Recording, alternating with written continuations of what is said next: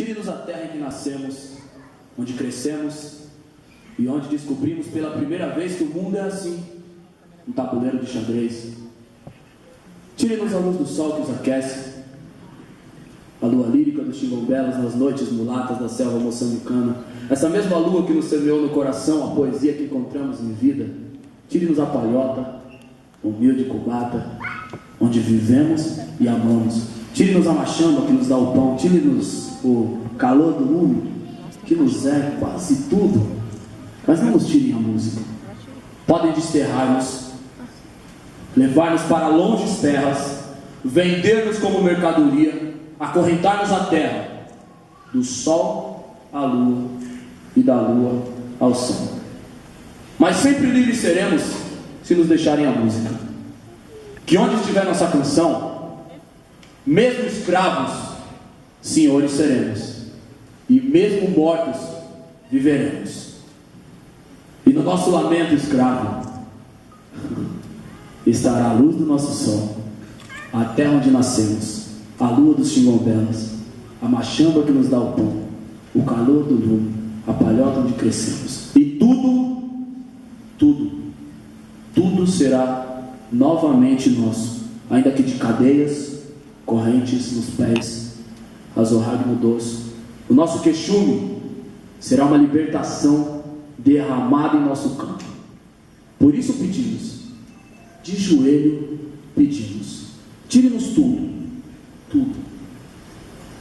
mas não nos tirem a vida, não nos levem a música.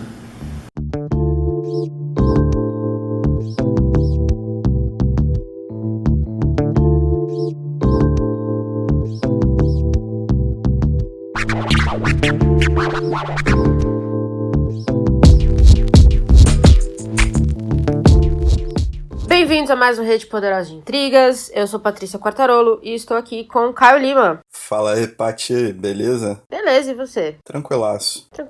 Hoje a gente vai falar de um livro muito diferente, mas também num formato diferente, né? Num formato novo, desafiador. Novo, exato. A gente chamou ninguém menos que a Renata Arruda. Ela participou do nosso BO aqui de dezembro. Ela é uma grande parceira nossa na questão de literatura. A gente conversa muito com ela, sigo ela e recomendamos que vocês todos sigam ela também, porque ela é maravilhosa. E a gente tava muito conversando aqui sobre o Sangue Negro, de Norma de Souza. E aí, Caio resolveu bolar esse formatão aqui mais diferente. Parece uma lição de casa, né? Eu gostei. Foi uma parada da gente não se manter numa zona de conforto, né? Porque todo mundo já sabe qual é nosso estilo. Mas e se a gente introduzisse elementos novos a isso? Eu achei que é uma parada que vale a pena. Então, vamos torcer pra vocês gostarem também. Nos dê um feedback quando ouviu o episódio. Fala se gostou, se não gostou. Mas o que vai acontecer é o seguinte. Vocês vão ouvir agora um áudio da Rê, que leu o livro junto com a gente, e aí ela comenta algumas coisas sobre o livro e deixa aí algumas perguntas pra fazer a gente pensar. E aí, em cima disso,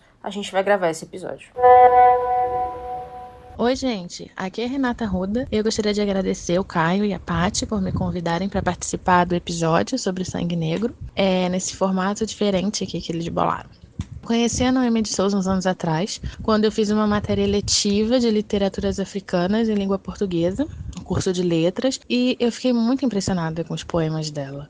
Na época eu conhecia muito pouco sobre a história da colonização portuguesa na África, e conhecia menos ainda a literatura desses países, as escritoras, mulheres principalmente, né? A gente conhece muito, a gente ouve falar muito dos autores africanos, os homens, mas as mulheres negras ainda muito pouco, e principalmente naquela época. Eu conhecia quase nada. E então, assim, foi como se uma nova realidade se abrisse para mim quando eu estudei isso, quando eu li. Foi uma matéria, assim, bem básica, mas o contato com as obras, assim, abriram bastante a minha cabeça. E os poemas dela, né, a obra dela, por ser muito acessível, muito emotiva, muito combativa também, ela comunicou muito bem comigo. E eu dei sorte, porque no mesmo ano que eu estudei isso, a Capulana lançou O Sangue Negro, né? É um livro que tem acho que só 3 edições. A primeira em 2001, em Moçambique. Acho que depois eles relançaram em 2011, saiu alguma coisa em Portugal, não tenho certeza. E essa que saiu aqui no Brasil bem na época que eu conheci, assim. Então foi muita sorte que eu já pude comprar, já pude ter. E aproveitei para correr, né? Para comprar. E é uma edição extremamente caprichada, com textos de apoio, contextualizando a obra dela, depoimentos de gente que conviveu com ela, da filha dela, de escritores que foram influenciados pela obra dela. As ilustrações muito lindas. Então, assim, é uma edição que vale muito a pena ter e eu fiquei muito feliz de ter conseguido comprar logo que eu tomei contato com a obra dela. Mesmo assim, na época que eu li, eu ainda não tinha a bagagem que eu tenho hoje para entender as questões que envolviam, né, o movimento de negritude. Como eu falei, eu tive um contato assim muito introdutório com essas questões, questão da independência de Moçambique, das lutas por liberdade, das lutas por negritude mesmo aqui no Brasil, as lutas mais famosas que a gente conhece nos Estados Unidos, eu ainda tinha muito pouco conhecimento, de mim mesma, sabe, de me ver como uma pessoa negra, ainda me via como mestiça e tudo mais. Então, poder fazer a releitura agora para participar aqui do episódio com vocês foi uma oportunidade muito boa de ver esses poemas com uma nova ótica, né? Eles ganharam assim muito mais potência, fizeram ainda mais sentido do que tinham feito anteriormente. Então, para participar do episódio, eu queria propor para vocês o seguinte: falar um pouquinho do contexto em que a obra foi escrita, em uma época de pré-independência de Moçambique, e a questão da Noêmia ter sido avessa à publicação dos seus poemas em livro, né? Porque ela preferia que eles circulassem de mão em mão, fossem mimeografados, circulassem na imprensa, nos jornais. Então eu queria que vocês falassem um pouco disso, né? Dessa questão da obra circular pelo povo e ter sido escrita numa época em que Moçambique ainda vivia sob colonização portuguesa, né? Qual a relação entre isso e a importância dessa conscientização do povo que ela propõe através dos poemas. Também queria que comentassem sobre o pioneirismo dela, enquanto a primeira autora a publicar um texto literário em Moçambique, em falar sobre a situação das mulheres negras, chamando a atenção para esse abuso e a desumanização que ela fala, né, nos poemas, de como as mulheres negras eram não só prostituídas, abusadas, mas não eram vistas como um ser humano. Ou era a feiticeira, ou era a mulher quente, ou era a pessoa exótica, ou não sei o quê, né, o olhar do homem branco, do colonizador, mas nunca vista como um ser humano, uma pessoa. E por fim, queria saber de vocês, enquanto pessoas brancas, a Paty e o Caio, qual é o impacto que uma obra como essa causa assim, em vocês? O que vocês sentiram, o que vocês pensaram, o que vocês aprenderam com o Sangue Negro e a Noêmia de Souza? Então é isso, obrigada mais uma vez por me convidar para participar e um beijão para todo mundo. Bom, tá aí a lição de casa, pesada. Pesadíssima. A Rê veio forte. Veio forte, mas eu gosto da Rê por isso. A Rê não foge dos assuntos relevantes. Mas vamos então por partes. Ela começa falando como ela conheceu Noêmia de Souza, né? Que foi na faculdade, quando ela fez uma eletiva e tudo mais. Como é que você conheceu a Noêmia de Souza, Caio? Cara, eu conheci a Noêmia de Souza muito de passagem pelo Emicida. O Emicida em 2015, por ali, 2016... ele começou a recitar um poema da Noêmia chamado Súplica, antes dos shows dele ou antes de alguma música que fosse muito forte. E aí o nome da Noêmia ficou na minha cabeça, girando, e de repente você veio com essa indicação também, falando sobre a Capulana, sobre o Sangue Negro. Aí deu aquele estalo na cabeça, tipo, eu acho que é uma boa hora da gente falar, quer dizer, da gente ler, e da gente poder ter essa oportunidade de falar de poesia lusófona, né, luso-africana, e ainda mais de um expoente do tamanho da Noêmia. Foi uma parada bem, tipo, os sinais, assim, eu fui captando e fui juntando, e tamo aqui hoje, né? O universo conspirou. O universo conspirou. Pois é, cara, e eu nunca tinha ouvido falar de Noêmia de Souza, e eu tava pesquisando, acho que a gente teve uma conversa uma vez sobre essas editoras que estavam trazendo uma proposta diferente de edição, que era basicamente editar só vozes negras, e a Capulana era uma delas. E aí eu entrei no site da Capulana, isso foi o quê? Acho que na época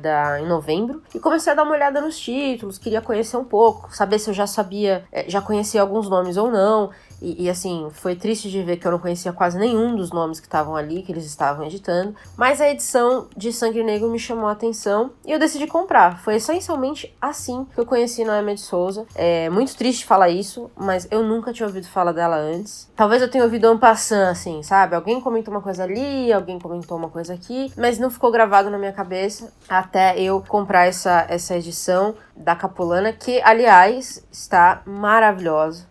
Acho que vale a gente reforçar aqui que vale a pena demais investir nessa obra. Nem é um investimento tão alto, gente, mas vale a pena demais. Eu acho que a gente vai reforçar sobre essa edição durante o episódio inteiro, né? Porque ela tem cada detalhe que também ajuda muito na compreensão da Noêmia. Isso é importante dizer, não é só uma edição bonita, mas é uma edição muito bem trabalhada em vários aspectos. Eu vou deixar aqui no começo, porque a gente vai falar muito pouco da arte, mas a arte é da brasileira Mariana Fujisawa, que é lindíssima e casa muito bem com as histórias, com os poemas, com tudo que a gente lê aqui. E aí, os textos de apoio, pra mim, ajudaram demais, porque, como eu disse, eu não conhecia muito de Noêmia de Souza, né? Então, os textos de apoio serviram muito de base e foram muito bem selecionados pra obra, né? Então, eles te dão uma visibilidade de quem foi Noêmia de Souza, do impacto que ela teve como poetisa, não só em Moçambique, né? Na África, em Portugal e até no Brasil. Sim, exatamente.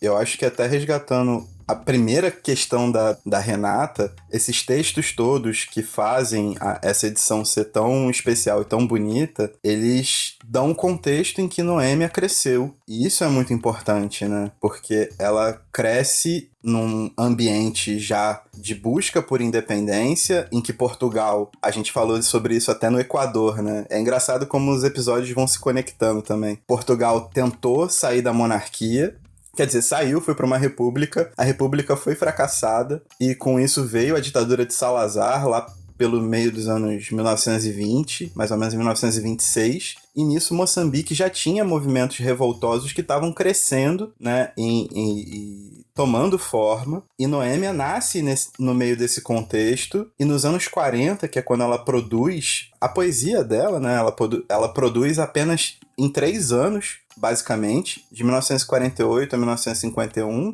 ela é uma jovenzinha de 22, 25 anos, sabe? O que é mais impressionante ainda em se tratando da potência que a gente tem aqui em mãos. Com certeza. Ela tinha muita visão do que ela queria do povo dela, eu acho, do que ela via no povo dela. Ela tinha um senso de coletividade que é muito difícil a gente ver, principalmente na poesia, digamos assim, né? Porque a poesia é muito tida como aquela coisa internalizada, onde você espanta ou você fala sobre os seus demônios, sobre suas aspirações, etc. E acho que isso transparece, obviamente, existem os fragmentos da Noêmia, mas ela consegue coletivizar muitos sentimentos de uma maneira muito factível, de uma maneira muito palpável. Isso é muito importante para a questão do consciente coletivo, né? Como ela conseguiu orbitar tantos lugares diferentes, a arte, a política, a história, e se tornar essa grande figura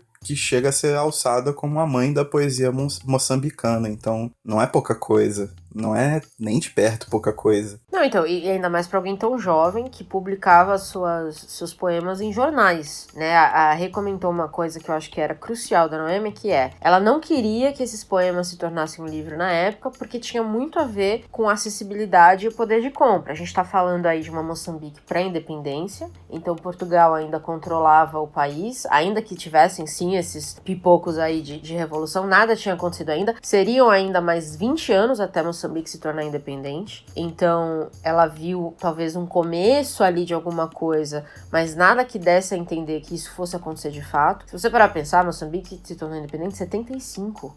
Foi ontem, cara. É um absurdo. Muito recente. É um absurdo. Recente. Então, ela via esse país aí controlado por Portugal, e ela decidiu que todo mundo tem acesso ao jornal e é lá que os poemas dela estariam. E eu acho que isso também mostra uma consciência, acho que vai de encontro ao que você falou, que é essa consciência do coletivo. Ela não queria ser uma poetisa publicada e aclamada, ela queria ser lida. E aí, necessariamente, não são necessariamente as mesmas coisas. Exatamente. E ela tinha tanta consciência disso que além de jornais de circulação, ela participava de algumas antologias também. Mas essas antologias eram antologias feitas justamente naquela questão meio que a gente pode ter aqui como exemplo, uma geração mimeógrafo, sabe? Então é como se eles produzissem zines, e esses zines foram muito importantes para, além de fazer essa conscientização popular das questões que davam esse entorno todo para a poesia, né, para poieses da Noêmia, também era uma maneira de aglutinar a classe artística. Eu acho isso muito importante. Porque lendo esses textos de apoio no livro, não foi só a Noêmia, mas foram vários movimentos de verbes, né, de estilos diferentes, que foram se agrupando e criando um conjunto muito sólido de vozes. A literatura foi muito importante para que Moçambique pudesse ressignificar essa questão de nação, de povo, de unidade, de arte, de cultura nacional. Então é bem bonito ver como ela abdicou de ter publicações inteiras dela para se fragmentar dentro dessas revistas, jornais, antologias e capilarizar o máximo possível, sabe? Dentro daquilo que ela acreditava. Eu acho que é uma decisão muito, muito pouco egóica, sabe? O mais interessante ainda é que ela era uma mulher mestiça. Sim. Então, ela tinha nela essa dicotomia, né, do colonizador e do povo local, e ela deixa muito claro que ela estava do lado desses oprimidos. Aliás, ela tinha muita coragem de falar sobre isso abertamente nos poemas dela, né? Os poemas dela não são aqueles poemas onde os assuntos eles estão secundários, eles estão disfarçados, ou eles estão subentendidos. Ela era muito clara no que ela falava ali. Ela tinha eu vi isso com muita coragem, né, de você num país ainda colonizado, basicamente, você chamar o povo na chincha e falar de escravidão e usar essa palavra e colocar tudo muito às abertas, assim. É muito impressionante. Se a gente pega o livro por si só, da forma como está organizado, e logo no primeiro poema, Nossa Voz, já é um porradão, é um tapão de mão estalada, assim, porque ela já colocou todas as questões e falando de uma maneira muito combativa, muito frontal, muito direta. Ela não tinha esse bagulho de medir palavras, assim. Ela ia, batendo e fez da poesia dela, né? Alguns especialistas chamam até de poieses do grito, né? Poesia da voz, desse enfrentamento vocal. Ela fez a arma que ela tinha para poder lutar por uma Moçambique livre, né? E não só Moçambique, né? Ela viajou pela África, acho que nessa época de ebulição revolucionária que estava acontecendo ali, porque foi mais ou menos na mesma época, aí durante esses 30, 40 anos, que muitos países se tornaram independentes. Era quase como se um país infectasse o outro com essa angústia por revolução, e lamentavelmente muitos países da África só se tornaram independentes no final de 1900, né? No final do centenário, digamos. Então, assim, é uma história muito, muito bizarra quando você para olhar do ponto de vista do quão próximo é de nós hoje e do quanto ela viu, né? Então, onde ela ia tinha essa angústia, essa opressão ao povo dela, e eu acho que eu vejo 20 e poucos anos essa coragem de você pôr no papel e ainda mandar para um jornal poemas como esse Nossa Voz, ou todos aqueles poemas do meu irmão, que ela fala muito claramente de como era um negro sendo escravizado. Eu acho que a única coisa que me vinha à cabeça lendo tudo isso e entendendo o contexto era a coragem, porque, assim, coragem pra cacete, porque ela era uma mulher mestiça, um país que Portugal não queria abrir mão, né, a gente sabe disso, e ela tava ali falando quase que não sozinha, mas ela era se tornou uma voz muito forte, justamente porque era uma das poucas, né? Uma das poucas e uma das que realmente tratou essa questão como o modus operandi dela, né, o modus vivendi dela. Então a gente tem uma poesia, né, a gente tem uma literatura que ela foi moldada para o enfrentamento, para a luta, só que é aquela coisa, a mesma coisa que a gente comentou sobre Lima Barreto, né, cara? Não é uma poesia de enfrentamento, vazia. Você lê, você sente tudo que tá ali por trás, sabe? São palavras muito, muito cheias de emoção, de emoções, na verdade, porque são diversas emoções emoções que habitam aqueles versos, e você vai reconstruindo os contextos, e tudo isso toma uma forma e fica cada vez maior. Ela sempre paira nas questões que ela aborda de uma maneira muito, muito altiva. Ela tem uma dignidade, né? Ela consegue trazer de volta essa dignidade do moçambicano de uma maneira muito altiva. Então isso é um ponto a se destacar, assim, que é muito impressionante. E ao mesmo tempo, ela não foge da questão de revolução. Assim, ela é muito claramente, ela conta a história da população oprimida em Moçambique, principalmente, né, vamos focar no país dela, ela conta principalmente essa, mas conta a questão da escravidão da África como um todo. Ela fala muito de africanidade, não sei se a gente pode usar essa palavra, dessa ligação, né, do continente, mas assim, não é os poemas dela não são abertamente um chamado à revolução, mas ela tem muito dessa franqueza e dessa força, eu acho. Você lê os poemas e você sente algo real, sabe? Talvez não sei se eu vou chamar de raiva, mas você sente alguma coisa real. E eu imagino que quem se identificar com esses poemas, passando pela situação, ou quem conhecia, porque vamos aí, 1940 e pouco, né? A gente tá falando ela era, acho que neta de escravizados, alguma coisa assim. Sim. Devia ter muita gente da idade dela que tinha vivido muito próximo da escravidão, se ainda não vivia. Então eu imagino que na época, quando esses poemas vieram, eles foram o que você falou, um tapão de mão aberta, mas automaticamente as pessoas que se reconheceram ali se uniram, porque eu acho que essa é a grande beleza da literatura, né? Ou das artes como um todo, na verdade. Ela tem esse poder de unir as pessoas quando você fala exatamente, quando você reverbera a experiência delas. E eu acho que ela faz isso aqui lindamente. Demais, demais. Nossa, é uma maravilha. E o mais interessante é que ela escreve nesse curto espaço, né? São 3 anos de produção apenas, e aqui no Sangue Negro são 48 poemas, e ela foi presa.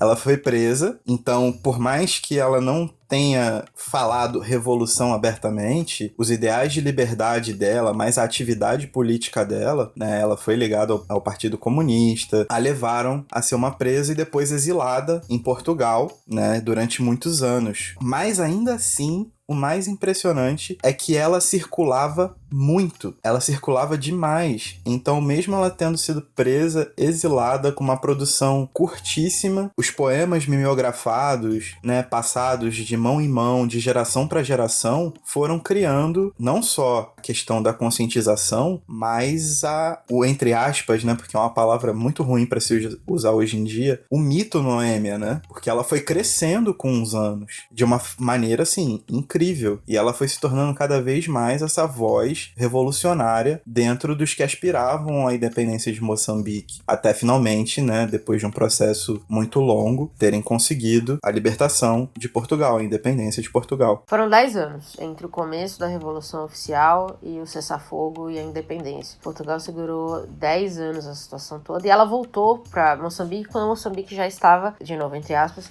já era um país independente para atuar como jornalista. Mas eu acho que é isso. Eu acho que esse impacto que ela teve com pouquíssima produção e ainda assim, até hoje, né, ela é vista como a grande dama da literatura moçambicana, é um negócio fantástico. Eu acho que só prova que ela conseguiu captar a sua época como muito poucos. Sim, total. E depois disso, o mais impressionante é que ela foi para ser ensinada nas escolas. Então, enquanto a gente aqui tinha um conhecimento muito acadêmico da Noêmia de Souza, era tudo muito fechado, e essa edição de Sangue Negro, ela só veio em 2016, e ainda assim, né, a gente não tinha todo esse aparato de marketing para divulgar o livro, etc. A gente foi tomar conhecimento dele por vias, como a gente disse no começo, por pequenos sinais que a gente foi captando ali, até resolver parar aqui hoje para poder falar sobre ele. Ela foi se proliferando por toda a África lusófona e por Portugal, através desses poemas esparsos, e entrou nas escolas, mano. Então imagina o impacto, né, da educação dessas crianças todas, lendo Noêmia de Souza desde cedo. Eu acho que é o tipo de coisa que eu gostaria de ler no colégio.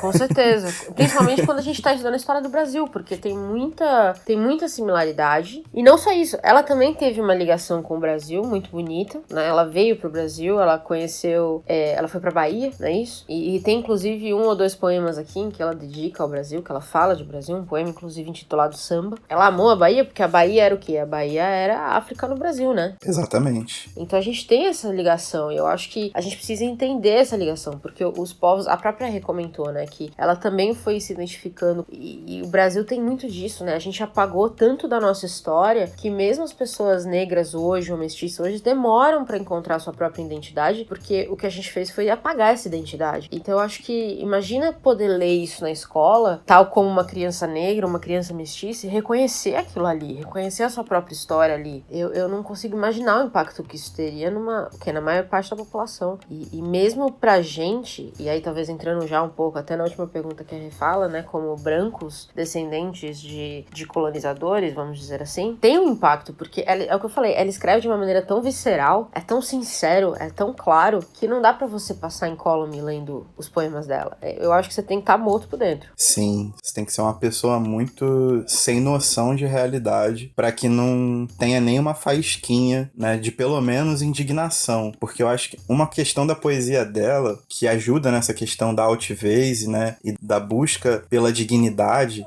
é essa questão de que, cara, os poemas dela te inserem no meio em que só ficar indignado não adianta. Você tem que agir. Eles impelem você pra ação. Eu acho isso uma parada que é muito difícil de fazer, ainda mais que a gente recebe uma herança ocidental de uma literatura contemplativa, né? Uma literatura em que a gente é muito estética na questão da arte pela arte, da gente observar nossos dramas internos e nossa consciência, etc. A Noêmia faz isso, ela tem forma, mas principalmente elas te puxam pra ação. São poemas que não te deixam ficar de braços cruzados, sabe? Eu acho que essa experiência com Noêmia é vital, e se você não descruza os braços e tem vontade de fazer coisas, por mínimas que sejam, é porque realmente tem um buraco aí no lugar do seu coração, né? Te falta consciência, te falta observação da realidade. Falta empatia também, né? Empatia, sim. Eu fico pensando, à medida que a gente foi falando aqui, eu tava pensando que na escola eu estudei Camões, pelo amor de Deus. E aí eu fico pensando como seria se ao invés de ter estudado um livro que falava das grandes conquistas de Portugal, eu tivesse estudado uma mulher que falava efetivamente da qualidade ou da cultura negra, ou dessa negritude, dessa africanidade. Eu fico imaginando quanto até pra gente, que talvez não tenha uma ligação direta com a escravidão, tirando o fato de que nós moramos no Brasil, isso teria um impacto, sabe? Total. E eu lembro que a gente já teve essa conversa uma vez, e vale falar aqui que quem define o que é cânone, né? Quem define o que é clássico, quem define o que é relevante ao longo dos anos. E eu acho que é uma pena completa, foi uma perda absurda a gente não ter Noêmia no Brasil da maneira como ela deveria estar presente, como ela deveria ser lida. Porque pra mim não perde nada a Camões. E de fato, acho que, considerando aí o contexto todo, ela é ainda mais relevante, porque ela fala muito mais da nossa história e de quem nós somos como pessoas, como país, do que o próprio Lusíadas. Errei? Não, tá certo. Vamos apanhar ou não vamos apanhar? Acho que a gente vai apanhar desse. Só se Bolsominion ouvir, o que eu acho difícil. Acho difícil. É sobre livro, não acho que vai rolar, não. Eles só ouviriam a gente se a gente ficasse descrevendo figuras.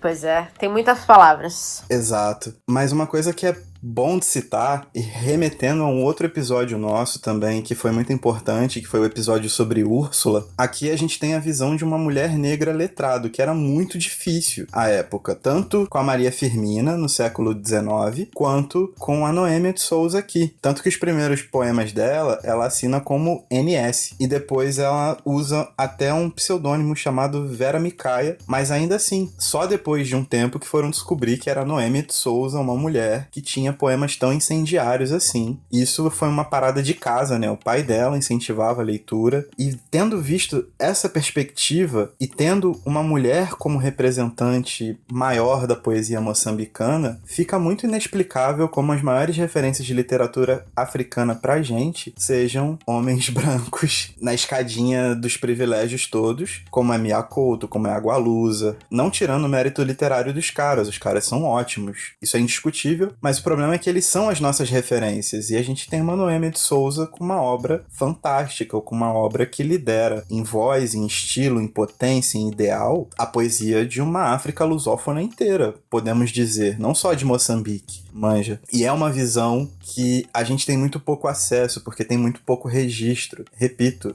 as mulheres não eram escolarizadas, e mulheres negras, né, ainda mais subalternas, vistas como objeto de desejo, vistas como escravas, no máximo uma dona de casa, mas nunca num poder intelectual da coisa, nunca construindo intelectualmente os ideais, ideais plurais, ideais de uma nação. Então esse processo de dignidade que a Noêmia transpira através da sua poesia, também é a colocação dela no circuito intelectual, no circuito letrado, e de toda a mulher negra. Eu acho que isso tem uma força que é, tipo, pra mim, assim, né, eu não tenho como sentir essa força de forma latente, mas com o meu mínimo senso de empatia, eu imagino que muitas mulheres que escrevem hoje, que tiveram acesso à Noêmia, se sentiram profundamente inspiradas a lutar pelos seus direitos, a lutar pelo seu espaço, a ter suas vozes ouvidas, sabe? Porque foi isso que Noêmia fez contra tudo e contra todos numa época em que a coisa era muito pior do que hoje. Uma coisa que a Rê reforça, né, no áudio que ela mandou pra gente, e acho que vale também, é que não só ela tinha uma noção muito clara do que acontecia com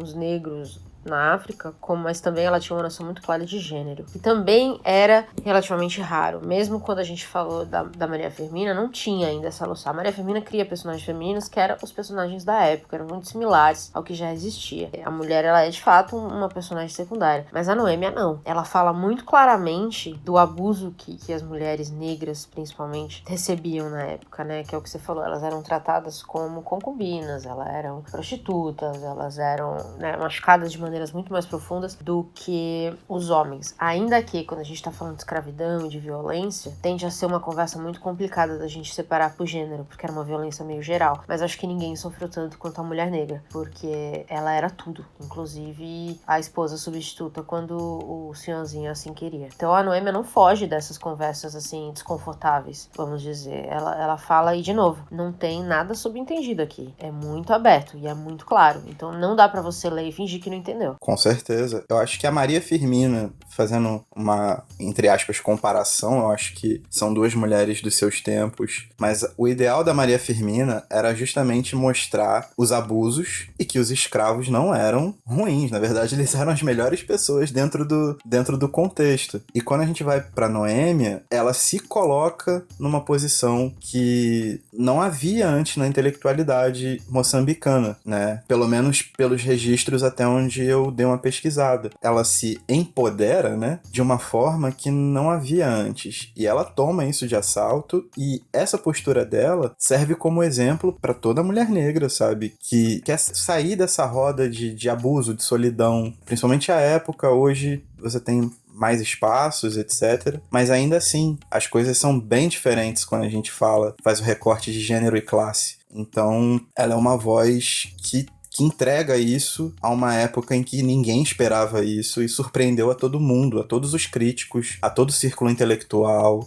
Realmente é muito foda, muito foda. E aí acho que a gente tem que responder essa última pergunta da Rê, que eu acho que é a pergunta-chave, né? Nós, quanto pessoas brancas, descendentes muito provavelmente de colonizadores em algum momento, como que essa obra nos impactou? Que acho que é uma pergunta muito boa. Essa é difícil, hein, Rê? Sacanagem. Essa é óbvio, mas eu acho que é uma conversa importante, ainda mais no Brasil de 2020, né? Cara, eu acho que mulheres como a Noêmia de Souza, primeiro elas mostram que essa postura altiva, essa postura em que ela se coloca como uma intelectual, como uma ativista política relevante, em que ela dignifica o seu povo, em que ela dignifica a mulher, né, a mulher negra tão oprimida, tão castigada, é um lugar que a gente tem que prestar atenção. São conversas que estão na nossa pauta todo dia, principalmente a gente que é leitor, mas a gente tem aqui um exemplo, né, da mais alta grandeza, digamos assim, literária mesmo, em que a gente pode olhar para isso, agir de forma a ter atitudes antirracistas, em buscar igualdade de gênero e de raça. Eu acho que, num aspecto mais literário da coisa, mostra como o Brasil se isolou dos seus pares de língua, né, seus pares lusófonos. Então, enquanto uma Noêmia de Souza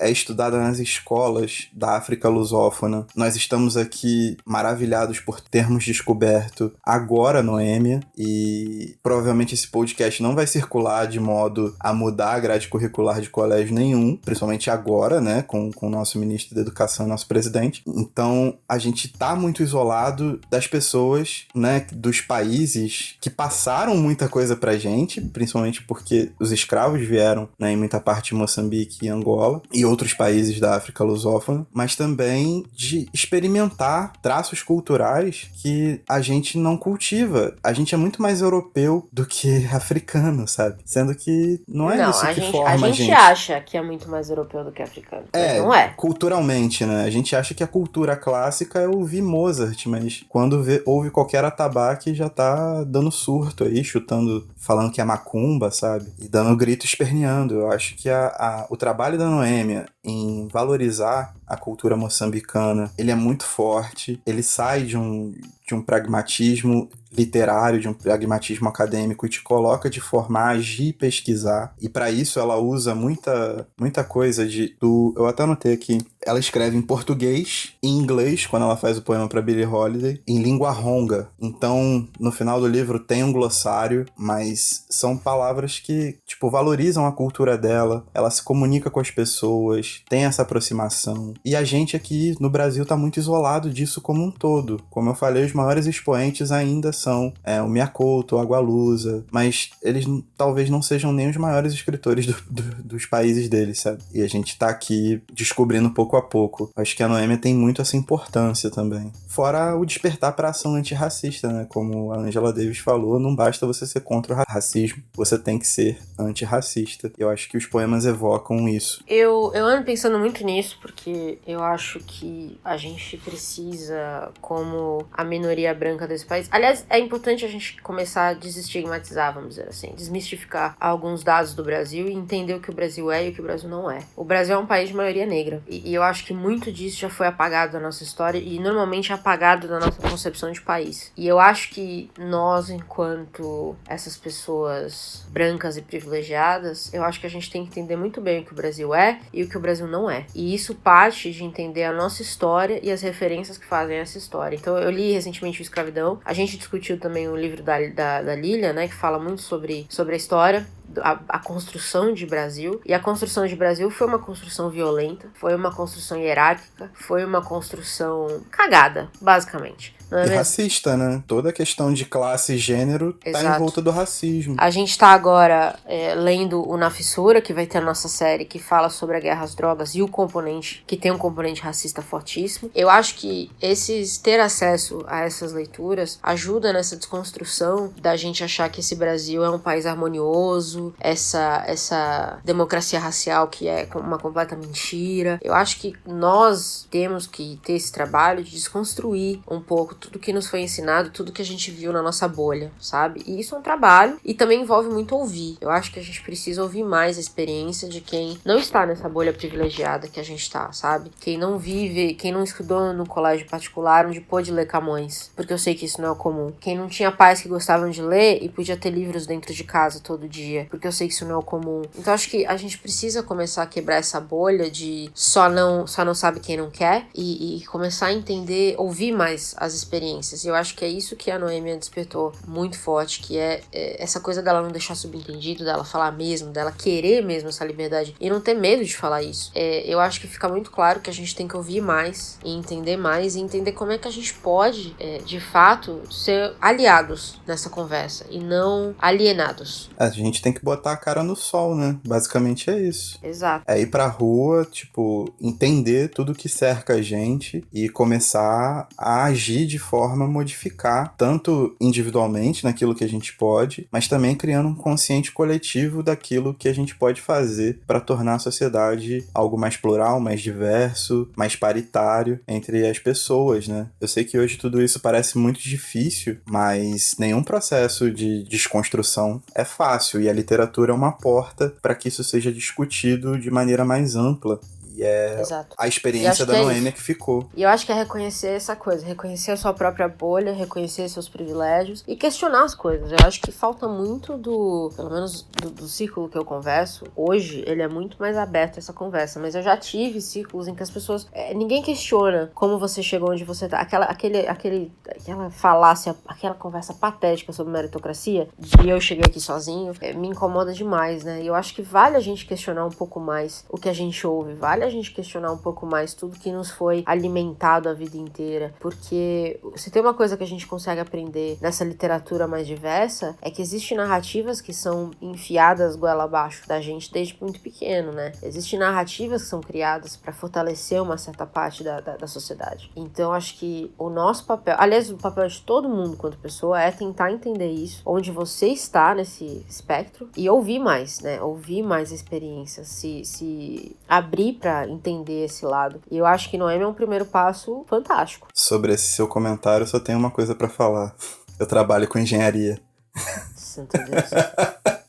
Você já pode, então, colocar em prática o nosso modus operandi aqui nesse podcast, que é só que um nazista. Aproveite. Vou tomar a justa causa segunda-feira. Filme e vamos postar no Twitter. Cara, eu acho que a gente conseguiu responder tudo que a Renata perguntou pra gente, né? Acho que sim, espero. E a conversa muito boa. A pauta da Rê foi incrível. Muito obrigada, Rê. Era exatamente o que eu esperava. Mas eu queria levantar uma pergunta. Eu fiquei curioso. Qual foi o poema que você mais curtiu? E quais aspectos na Noêmia, assim, você achou mais bonito? Pode até se repetir na questão revolucionária e tal, mas eu acho que é maneiro falar um pouco sobre o poema em si, né? Vale a pena. Pra mim não foi um poema, foi uma parte, né? O livro, ele tá dividido em partes, né? Ele tem, vamos dizer assim, mais ou menos temáticas essas partes. E aí, pra mim, o mais forte foi o livro de João, que tem os poemas que eu acho em que ela fala mais abertamente da questão da violência da escravidão. E eu acho que... Eu senti muito forte isso. Foi muito pesado. Então eu gostei demais dessa parte. Eu li várias vezes o mesmo poema. E aí, cada vez que você lê, você sente mais. É muito forte. Então, eu vou falar todos esses poemas que estão dentro da parte do livro de João, que é um poema intitulado Poema, Descobrimento, Carta, Grito, Um Dia,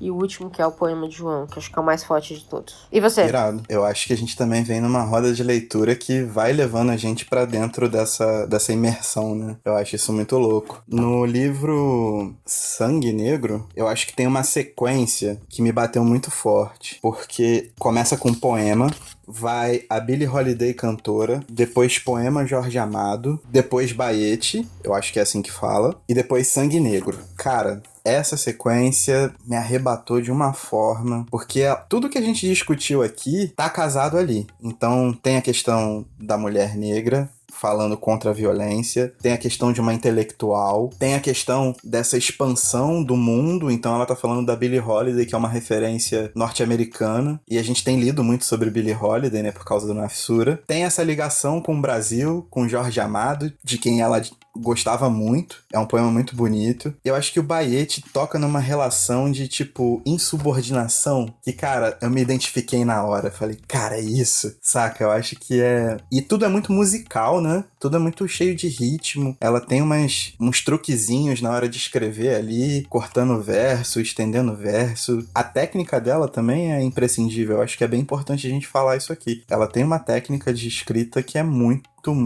avançada, muito musical. Então, além de toda a importância política, histórica, representativa, existe a importância literária, sim. Aqui tem muita qualidade literária para ser trabalhada. É uma parada que eu gostaria de frisar também. Muito bom, muito bom. Espero que tenhamos feito aí jus ao que a Rê propôs. Obrigada, Rê. Foi incrível. Pautou a conversa de uma maneira fantástica. A gente não esperava menos, não é mesmo? Cara, foi o que eu falei. A gente tem 9 amigos. Exato. Os 9 são fodas. Exatamente. Simples assim. É assim que a gente leva a vida. Bom, resumindo, leia Noêmia de Souza. Capulana, a edição da Capulana está maravilhosa. Não tem motivo pra não ler. Mesmo pra quem é um leitor, eu sempre falo isso, né? Que eu sou uma leitora de poesia muito ruim. Eu leio pouca poesia. E mesmo pra mim, foi uma leitura extremamente poderosa. Então acho que vale a pena. Grandiosa, grandiosa. Noêmia mata pau. Leiam já. E é isso. Fechou? Fechamos. E tchau. Tchau.